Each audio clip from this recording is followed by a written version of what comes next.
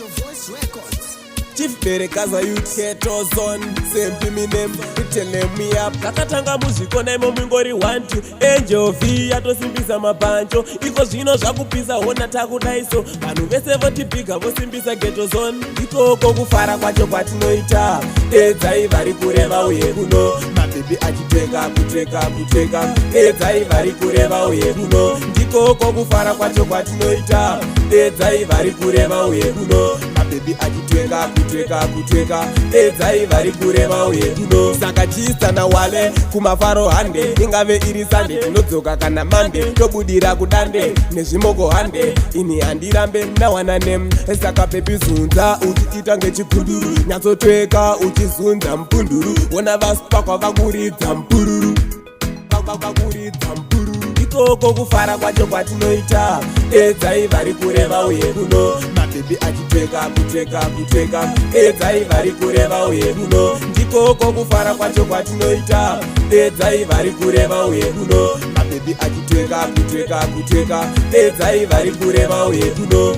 Ona kutamba kwa bhebi Mwana uyu andiziva akabhebi Anoita kutamba zvebheji West kuwaina kuita unge fake Anoita kutamba achivhaira Boys dzangu handisati ndazvijaira Ndinoenda naye ndinomutakura Ndinogara naye kumba kwedu nini ndakura Zvakatanga muzviko na imo mwingori 1-2 Angel V atosimbisa mabanjo Iko zvino zvakupisa hona takudaiso Vanhu vese votipika vosimbisa ghetto zone Ikoko kufara kwacho kwatinoita Edzai vari kureva uye kuno Mabhebi achiteka Edzai vari kureva uye kuno Ndikoko kufara kwacho kwatinoita Edzai vari kureva uye kuno Mabhebi achiteka Edzai vari kureva uye kuno Saka chisa na wale kumafaro hande Ingave iri sande tinodzoka kana mande Tobudira kudande nezvimoko hande Ini handirambe nawana nem Saka pepi zunza uchiita ngechikuduru Nyatsotweka uchizunza mpunduru Wona vasipakwa vakuridza mpururu Ikoko kufara kwacho kwatinoita Edzai vari kureva uye kuno Mabhebi achiteka Edzai vari kureva uye kuno Ndikoko kufara kwacho kwatinoita Edzai vari kureva uye kuno Mabhebi achiteka Edzai vari kureva uye kuno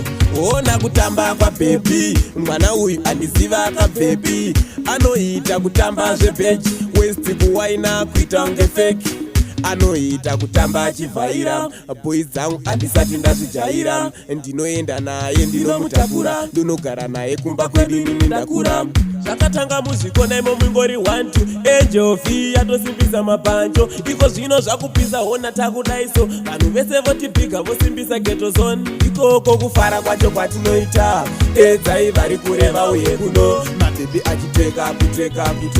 Edzai vari kureva uye kuno Ndikoko kufara kwacho kwatinoita Edzai vari kureva uye kuno Mabhebi achiteka Edzai vari kureva uye kuno